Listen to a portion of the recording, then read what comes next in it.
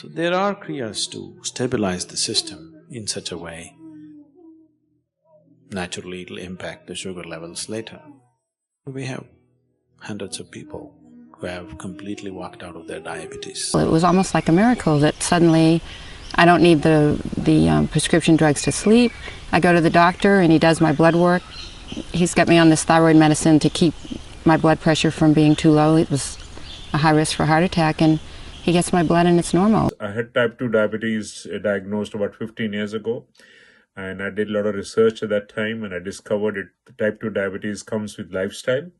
I changed my lifestyle, I changed my eating habits, and now with the help of Isha Foundation and Sadhguru's advice, that's keeping me going wonderfully. Thank you. In yoga, diabetes is not seen as just that you're little sweeter than others. Diabetes is seen as a very basic destabilization of the body.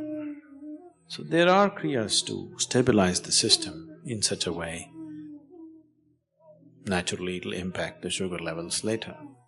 We have hundreds of people who have completely walked out of their diabetes with us. For most of them, we didn't treat the diabetes at all. We just taught them some simple processes to stabilize their energy system and their body, out of which they have come out of their diabetic condition. The Shambhavi Mahamudra is capable of doing that. My name is Pushped, I'm 83 years old. I don't take any tablets. I got no aches and pains. And one of the main reasons is I've been doing yoga for nearly 40 years, and I play a lot of sports. I've always played sports all my life. And even now I play golf regularly. And I did inner engineering about 7 years ago, and I've been following it almost every day. I do my Upa Yoga and Shambhavi Mahamudra every morning for 1 hour. I'm doing my yoga. And I think that's one of the reasons I have no aches and pains and no problems. I had type 2 diabetes diagnosed about 15 years ago, and I did a lot of research at that time, and I discovered type 2 diabetes comes with lifestyle. I changed my lifestyle, I changed my eating habits, and now with the help of Isha Foundation and Sadhguru's advice, I've been eating more than 50% raw food and eating just 1 meal a day and fruits in the morning, and that's keeping me going wonderfully. Thank you. I know today one of the largest pandemic on the planet is diabetes. Well, today people are just checking the sugar, either in their blood or urine, and arriving at a certain conclusion. Sugar being there related to a particular organ like pancreas, either it's dysfunctional or not functioning properly, but that's not how we see it in yoga. In the yogic system, we say, if your Vyana Prana doesn't function well, one manifestation is diabetes. Essentially, it's destabilization of the body. You are looking at only the sugar. Sugar may be high, but that's not the thing. The important thing is there is a general destabilization of the body.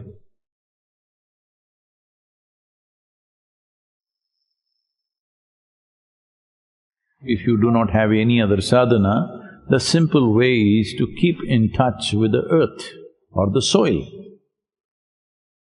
The richness of the soil and the richness of the body are related. And if you connect with the soil, maybe if you don't do agriculture, maybe do little gardening at least, bare feet and bare hands. If that is also not possible, you're living in a nest. So if that is so, at least get yourself a mud bath. Get some soil and smear it across your body, wait for it to dry up 30–40 minutes and wash it off. At least once in a few months maybe. So at least a simple thing like walking in your garden without your footwear could stabilize your Vyana to a reasonable extent.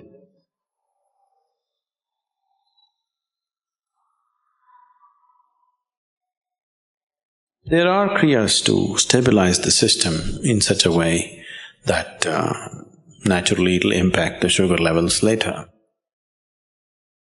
We have hundreds of people who have completely walked out of their diabetes with us. For most of them, we didn't treat the diabetes at all. We just taught them some simple processes to stabilize their energy system and their body, out of which they have come out of their diabetic condition. The Shambhavi Mahamudra is also capable of doing that.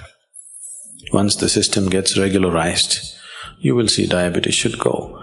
But if you want a quicker, more effective way of getting out of it, if you spend 6 weeks with us, most probably 70% of the time, within 6 weeks we will see your diabetes is gone. There are some people who are hardcore sweet. They may take a little longer time, but at least 70% of the people will be out of it within 6 to 8 weeks of time.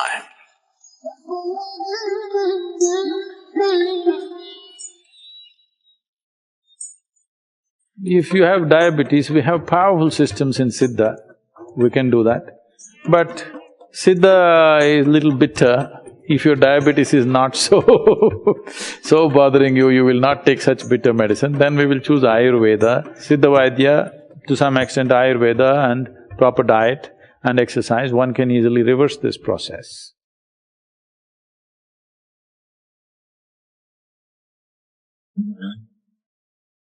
And it takes time to cook, it cooks a little more than the rice,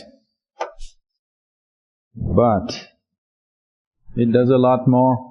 It's a very slow-release cereal, that is, there will be no sugar spikes because of you eating a millet. It releases its glucose part of it very, very slowly. So particularly those who suffer from diabetes or whose life is threatened by diabetes, ragi and other millets also does a fantastic job.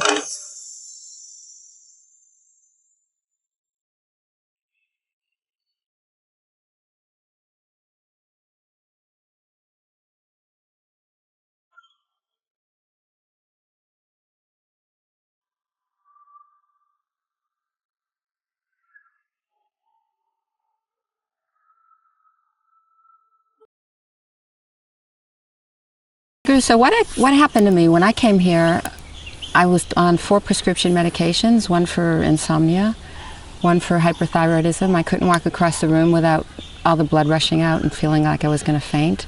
And then I met you, I do these practices, and in 3 months all the prescriptions drop and I go back to the doctor. I thought I told you 3 months is enough to get you out of that mess. You did tell me 3 months, but I didn't believe that 3 months could really do it. And even without believing it, doing the practice, 3 months still, it was almost like a miracle that suddenly I don't need the prescription drugs to sleep. I go to the doctor and he does my blood work. He's got me on this thyroid medicine to keep my blood pressure from being too low. It was a high risk for heart attack, and he gets my blood and it's normal. And he's not a New Age crystal gazing doctor. He's a, hardcore endocrinologist, very well respected. And he comes in with my blood work and says, "This is astonishing. This is astonishing. This is astonishing. I've never had anybody as hyperthyroid as you were get this well this quick." And he said, "What are you doing?" And I said, "Well, I'm doing this yoga." And he said, "I should do it." I said, "Yes, you should do it." Yes, he should. But I tried everything else before to straighten all these things out, and nothing worked. And I didn't come here for my health, but yet my health in 3 months, it just got completely normal. So I couldn't sit cross-legged. 5 years later, I can, it's like I'm younger than I was 5 years ago. So. How old are you, Cheryl? Too old. You're not supposed to ask a woman how old she is. Don't tell me.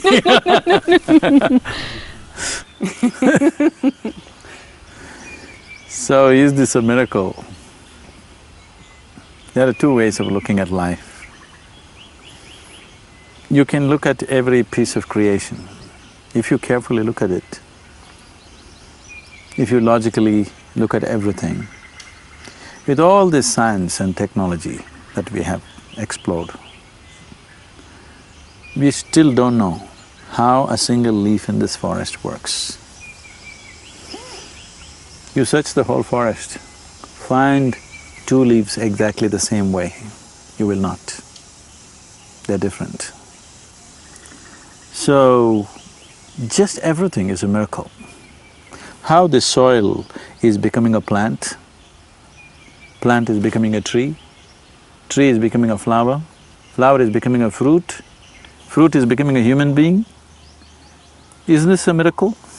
Yes. Is there anything that's not a miracle around here? Everything is a miracle, isn't it? That's one way of looking at it. Another way of looking at it is, nothing is a miracle. Everything in the physical existence is happening between cause and effect.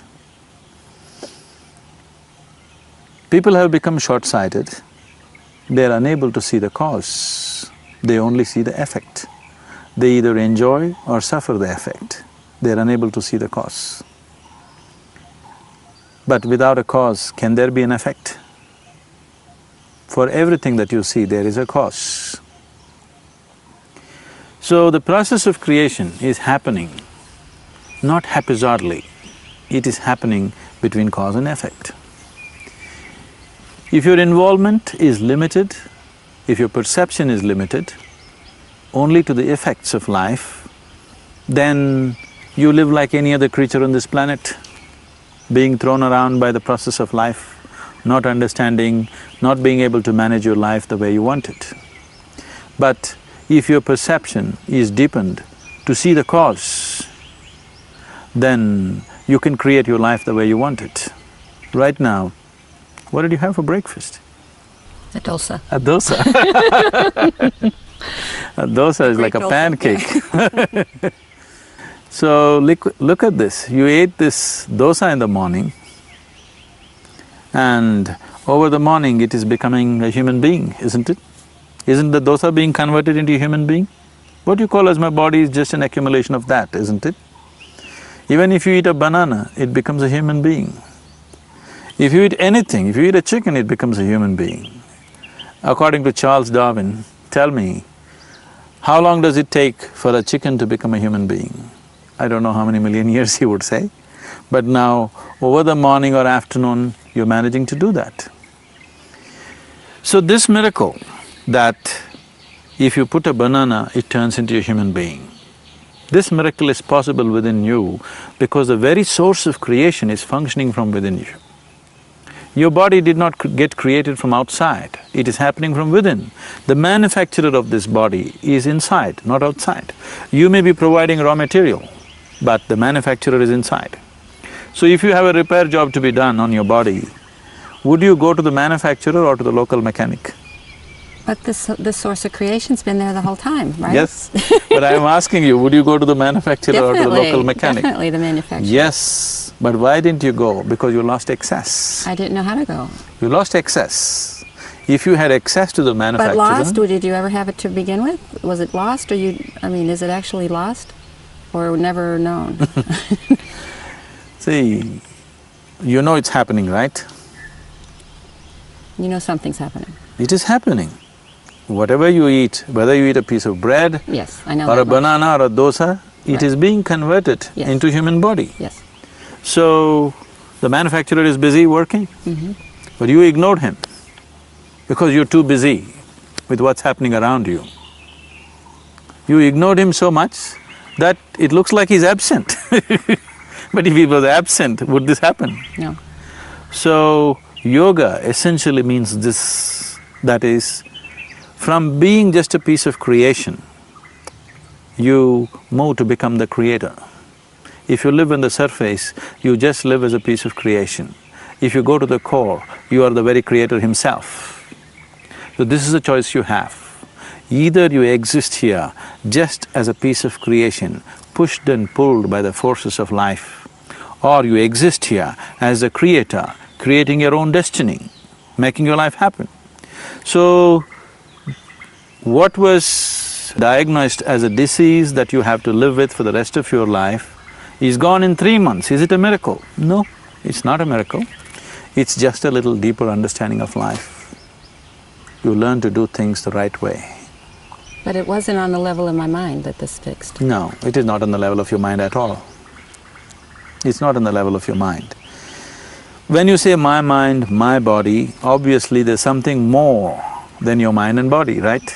There's something called as me. What is that me? Where is it? Do you know? Not really. So you don't know where you are, so how to fix yourself? So yoga is just like a GPS system trying to locate you where you really are. So this source of creation, it really is something that can be known?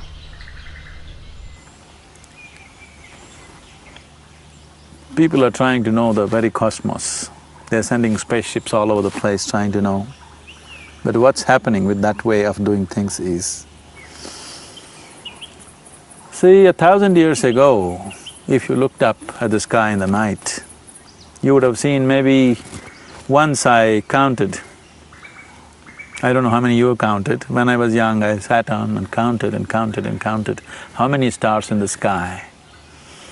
I went up once to 1,700 from one segment and I couldn't count the rest, so I segmented the rest and I assumed maybe about 7,000 to 8,000 stars in the sky that we can see. But people say through the naked eye you can see somewhere between 12,000 to 15,000 stars. I haven't seen them, but they say haven't counted them at least. So we thought there are about 10,000 to 15,000 stars. So we wanted to have a closer look at them and we made all kinds of powerful telescopes. So what's happened to us now is, now we know there are over 2 billion stars. Tell me, is the world getting more mysterious or less? Both. With all this exploration, it should have brought clarity, but all it's brought is much more confusion than ever before, because you're trying to know the existence from the outside. If you turn inward, beyond your sense perception, if you turn inward, then the very process of creation is happening within you. Everything is happening within you, that this body is being created all the time. So if you know this mechanism, if you know this piece of life, absolutely, that's all I know. I have not read any scriptures, either of the East or the West. All I know is, I know this piece of life from its beginning to its ultimate. If you know this piece of life, you know almost everything that's worth knowing, because the way this piece of life is made, that is the way the whole cosmos is made. This is just a miniature version. If you know this, which is easy to know, Not because… so easy, not so easy. When you say it's not so easy, it is because you're trying to know the nature of life, but you want to dissect a frog, a cockroach, any animal that you see, you will not know it that way. You are life, aren't you? Are you life? You'll say, no, I'm a woman, I'm an American, I'm this. No, you're not all that, you are just a piece of life. All that is incidental. The essential thing is you're a piece of life. If you want to know life, do you have to dissect a frog or do you have to look inward? Which is a better way? Inward. Which is a more intimate view of life? But it's not so easy after your attention's gone out so far to all of a sudden try to look in. You don't know what you're doing, trying to look in. That's simply because right now your perception is completely limited to the sense perception. Sense organs are essentially outward bound. You can see what is outside. You can't roll your eyeballs and scan yourself. You can hear this, but you can't hear all the activity that's happening within you. If an ant crawls upon your hand, you can feel it, but so much blood flowing within you, can you feel it? No. So essentially, sense organs are outward bound. You cannot use them to turn inward. Sense organs turned on the moment you were born because they're instruments of survival. If survival is all you're seeking, then sense organs are sufficient instruments. But now you're longing to know something beyond the physical. You're longing to know the very nature of your life. You're longing to know the very origin of your life. Now sense perception is not good enough. There are other dimensions of perception which have not been turned on within you because they are not instruments of survival. They don't get turned on with birth. You have to strive. You have to consciously pay some attention to them, otherwise they don't get turned on. So with the simple yoga that you're doing, that's all we did with you. Turn on other dimension of perception, suddenly you have access to the source of creation within you, and in 3 months your disease is gone. It's not a miracle. It is just a deeper understanding of life and a more profound way of living, that's all.